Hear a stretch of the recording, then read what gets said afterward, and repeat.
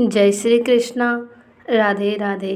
श्री कार्तिक मास महात्म्य 14वां अध्याय। नारद जी बोले, हे राजन, तब उसको इस प्रकार धर्म पूर्वक राज्य करते देखकर देवता भी क्षुब्ध हो गए। उन्होंने देवादिदेव भगवान शंकर का मन में स्मरण करने प्रारंभ कर दिया। कितने ही प्रकार से स्तुति की। तब भक्तों की मनोकामना को पूर्ण करने वाले भगवान शंकर ने नारद को बुलाकर देव कार्य करने की इच्छा से उनको देवपुरी भेजा।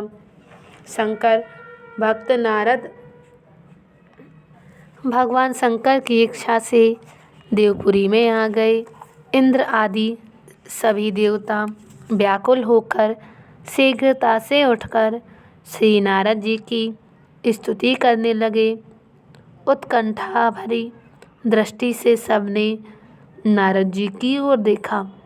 सबने अपने सब दुखों को कहकर उन्हें नाश करने की प्रार्थना की।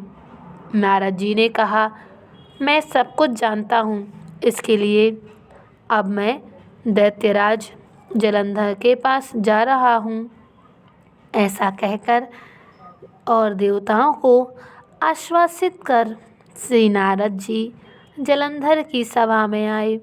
जलंधर ने श्री नारद जी के चरणों की पूजा कर हंसते हुए कहा, हे ब्राह्मण, कहिए आप यहाँ कहाँ से आ रहे हैं और कहाँ कहाँ पर आपने क्या क्या देखा? आप यहाँ कैसे आए हैं? मेरे योग्य जो सेवा हो उसके लिए आज्ञा देवें। जलंधर के इस प्रकार वचन सुनकर श्री नारद जी प्रसन्न होकर बोले, हे दानवराज, महाबुद्धिमान जलंधर, तुम धन्य हो, क्योंकि इस समय सब रत्नों के भोक्ता एक तुम ही हो। हे दैत्य श्रेष्ठ, जब आप मेरे आगमन का कारण सुनेंगे, जिसके लिए मैं आज यहाँ आया हूँ। हे दैत्यराज, मैं स्वेच्छा से कैलाश पर्वत गया था, जहाँ 10,000 योजनों के कल्प वृक्ष का वन है। वहाँ पर मैंने सैकड़ों कामधेनुओं को विचरते हुए देखा तथा यह देखा कि वह वन चिंतामणि से प्रकाशित परम दिव्य, अद्भुत और सब स्वर्णमय है। मैंने जहाँ पार्वती के साथ स्थित शंकर जी को भी देखा तो सर्वांग सुंदर, गौरवर्ण, त्रिनेत्र और मस्तक पर चंद्रमा धारण किए हुए हैं। यह देखकर मुझे बड़ा आश्चर्य हुआ कि इनके समान समृद्धशाली त्रिलोकी में कोई भी नहीं है या है।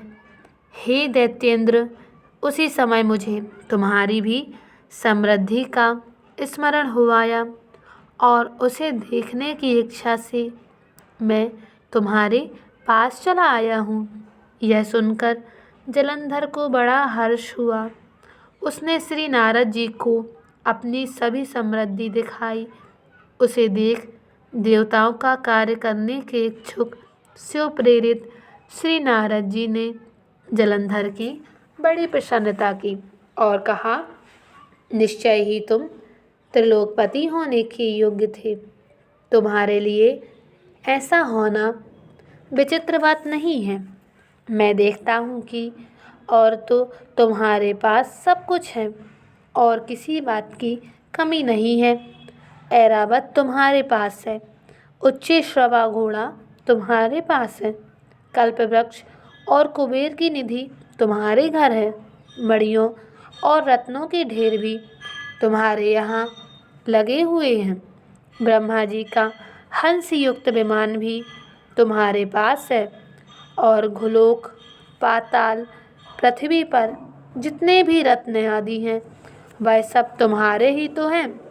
मैं तुम्हारे इस प्रकार सभी रत्नों और ऐश्वर्यों को देखकर बड़ा प्रसन्न हूँ, परंतु तुम्हारे पास कोई स्त्री रत्न नहीं है जिसके बिना यह सब फीका है।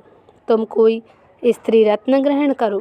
नारद जी के इस प्रकार के वचन सुनकर दैत्यराज काम से व्याकुल हो गया। उसने नारद जी को प्रणाम करके पूछा कि ऐसी स्त्री कहाँ मिलेगी जो सब रत्नों में श्रेष्ठ हो। यदि ऐसा रत्न कहीं मिले तो मैं आपकी आज्ञा से उसे अवश्य लाऊंगा। नारद जी ने कहा, ऐसा रत्न तो कैलाश पर्वत पर योगी शंकर के पास ही है। उनकी सर्वांग सुंदर पत्नी देवी पार्वती बहुत ही मनोहर हैं। उसके समान सुंदरी मैंने आज तक नहीं देखी। शंकर से बढ़कर समृद्धिमान दूसरा कोई नहीं है। तभी तो परम विरक्त आत्मा राम शंकर भी उसके बस में हो गए। देवर्षि नारद उस दैत्य से ऐसा कहकर कार्य करने की इच्छा से आकाश मार्ग को चले गए। श्री कार्तिक मास महात्म्य 14वां अध्याय समाप्त। जय श्री कृष्णा। राधे राधे।